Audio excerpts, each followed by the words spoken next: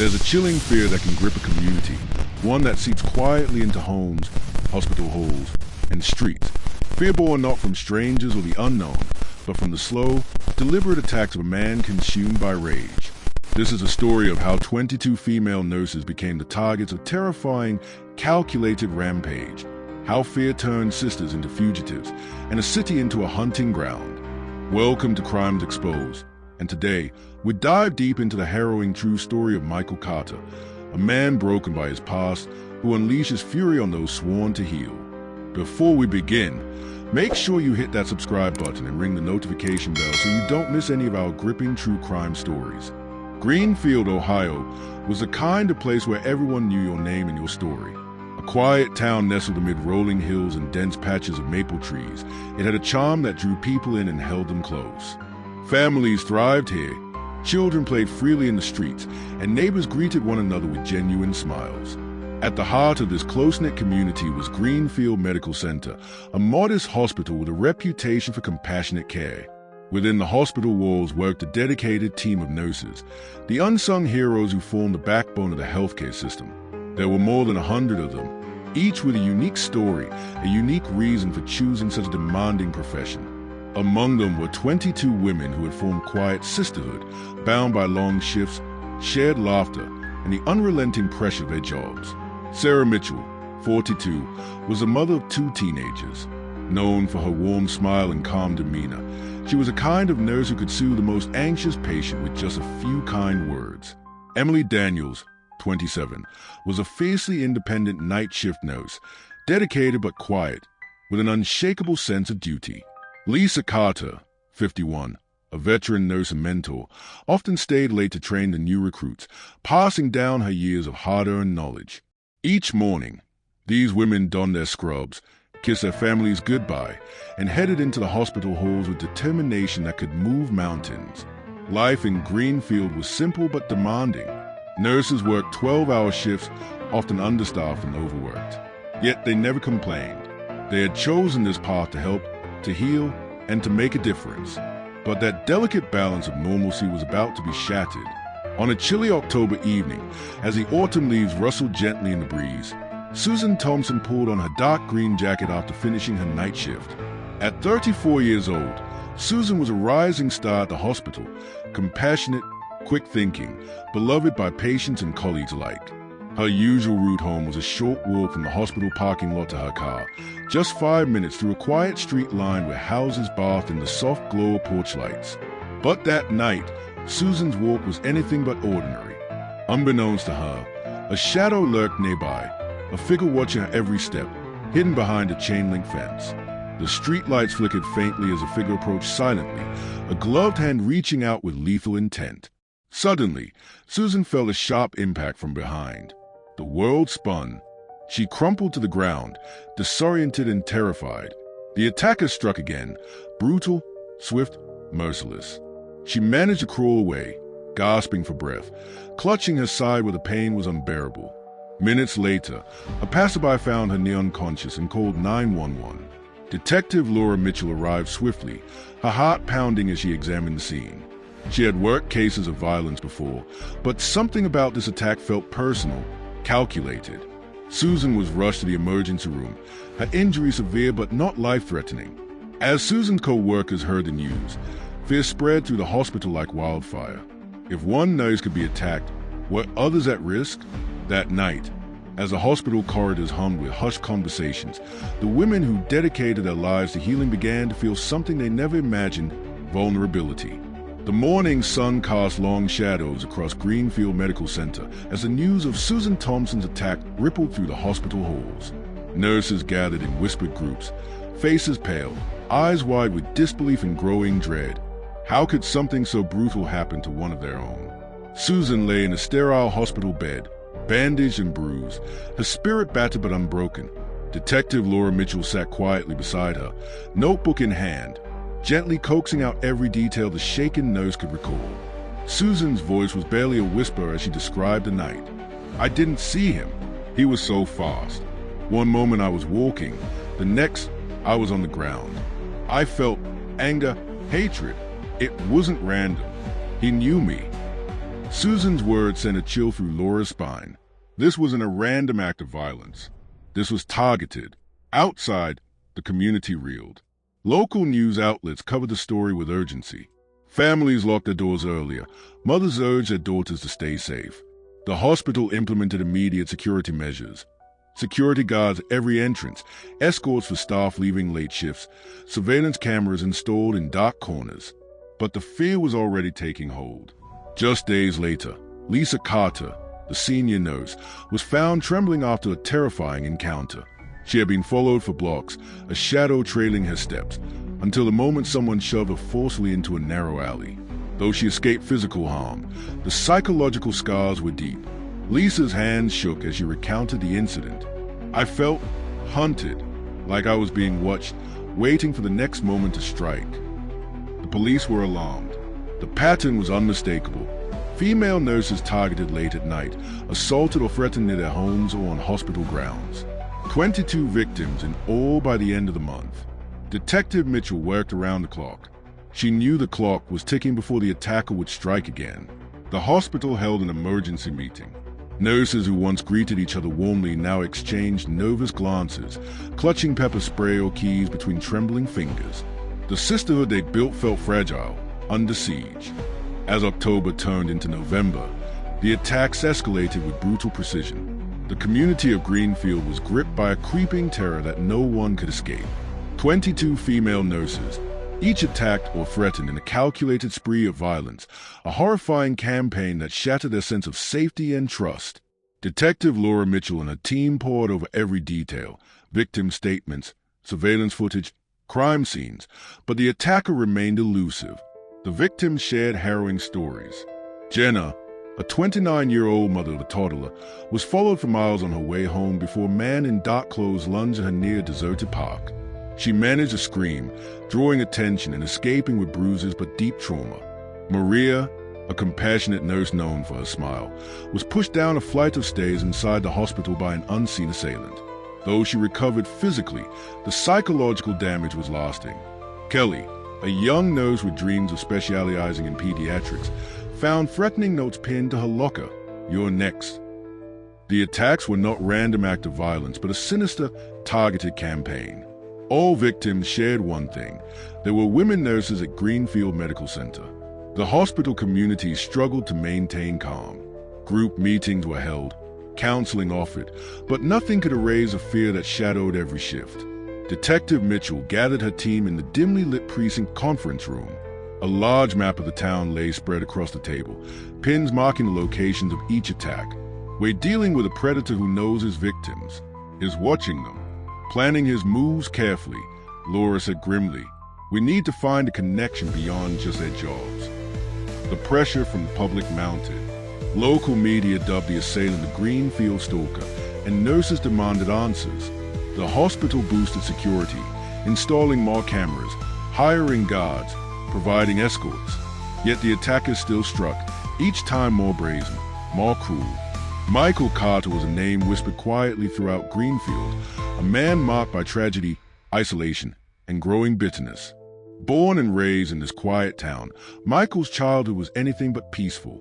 At just 10 years old, he lost both parents and his younger sister in a devastating house fire. The blaze, suspected to be accidental, destroyed everything he knew and left him alone in the world.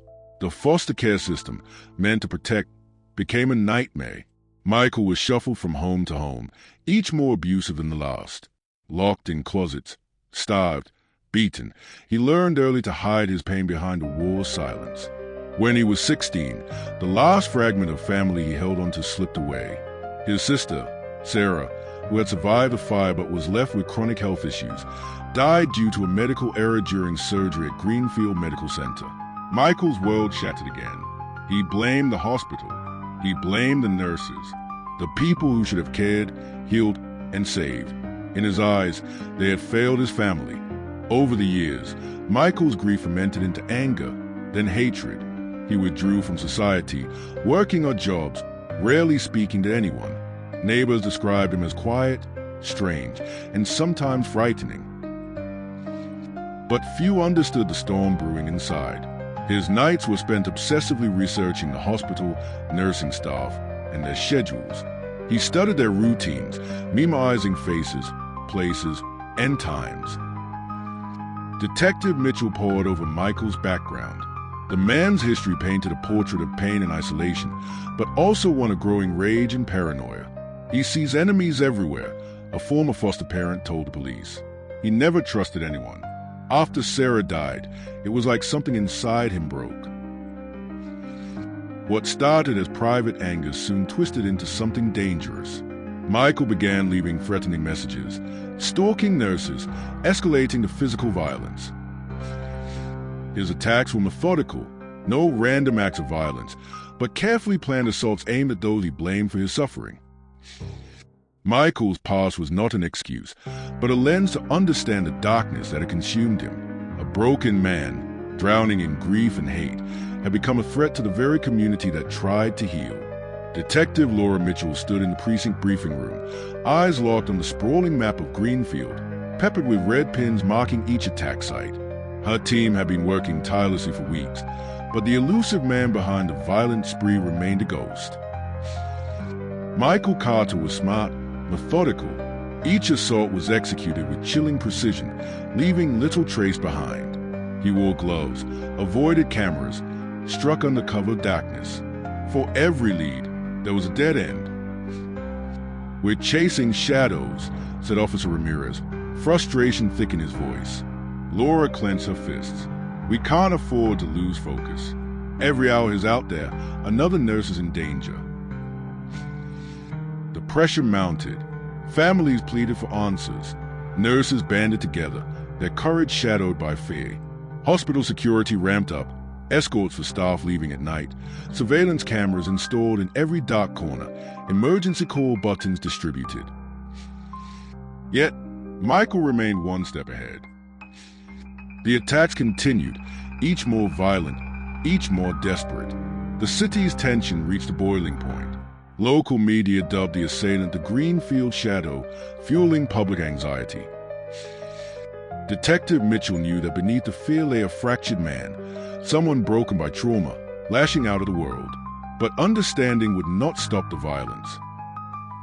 One night, surveillance footage captured a hooded figure near the hospital grounds, an image blurred but familiar.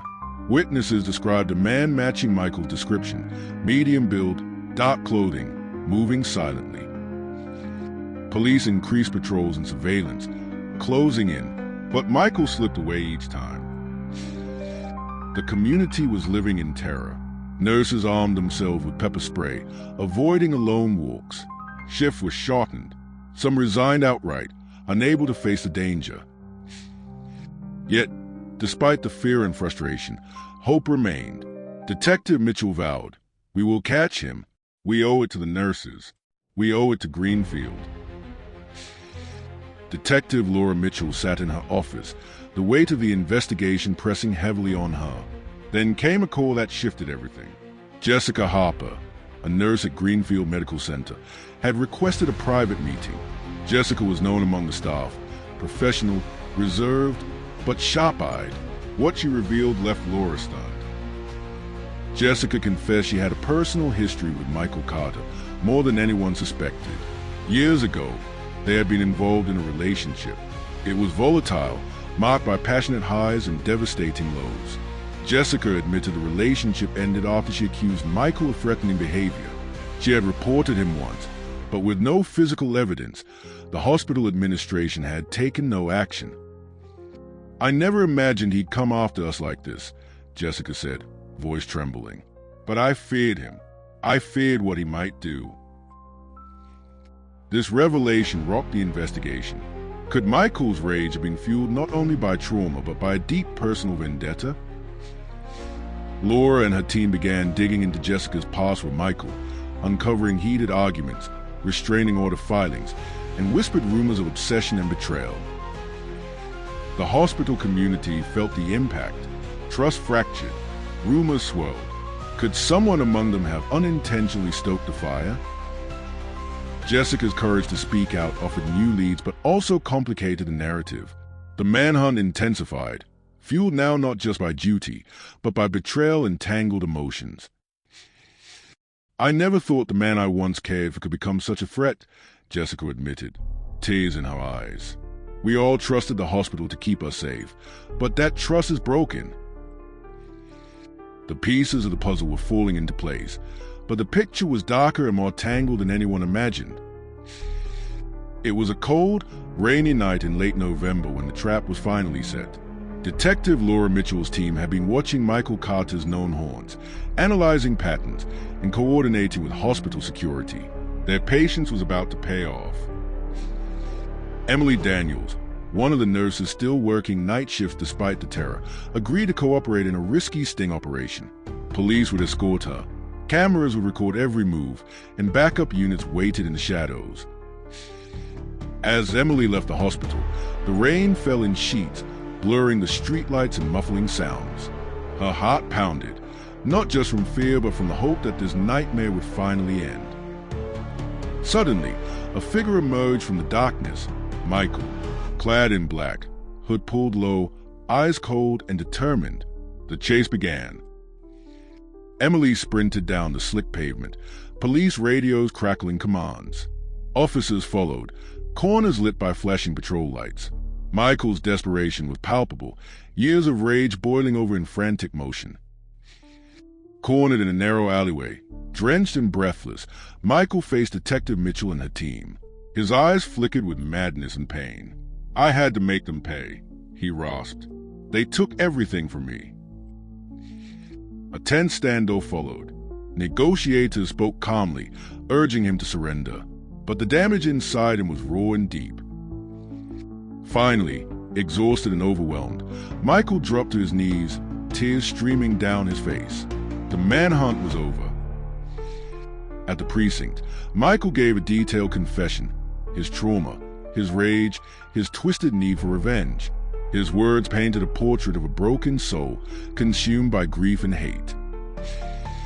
Victims and community members watched from afar, some feeling relief, others wrestling with a complicated mix of justice and sorrow. The hospital staff began the long journey to healing. The arrest of Michael Carter brought a fragile sense of relief to Greenfield. Yet, beneath the surface, wounds remained raw and healing was just beginning. 22 female nurses, each bearing physical scars and invisible emotional trauma, faced a difficult path toward recovery. Therapy sessions were organized, support groups formed, and hospital policies overhauled to prioritize staff safety and mental health. Sarah Mitchell, once vibrant and full of warmth, struggled to reclaim her sense of security. Emily Daniels, whose bravery helped capture Michael, battled nightmares and anxiety but found solace in the sisterhood of survivors. Community members rallied around the nurses, offering support and gratitude. Candlelight vigils honored their courage and resilience. Detective Laura Mitchell spoke publicly about the importance of addressing trauma early and the critical need for mental health resources. Michael's case sparked a broader conversation, not just about violence, but about the complex interplay of grief, mental illness, and societal neglect. Experts weighed in, highlighting that many who commit violent acts are themselves victims of untreated trauma, underscoring the urgency for accessible mental health care.